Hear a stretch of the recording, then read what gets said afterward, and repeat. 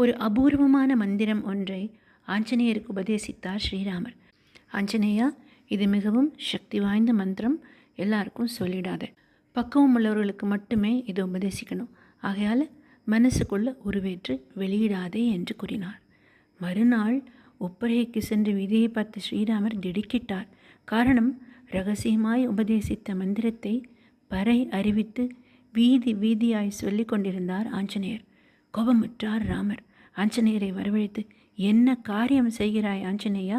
பக்குவம் உள்ளோருக்கு சொல்ல வேண்டிய மந்திரத்தை பறை அறிவித்து சொல்லிட்டு இருக்க. ராமரை நமஸ்கரித்த ஆஞ்சநேயர், தெய்வமே, அடியேன் அறிவிப்பை கேட்டவர்களில் சிலரை அழைத்து தாங்களே பரீட்சித்து பார்க்கலாம்.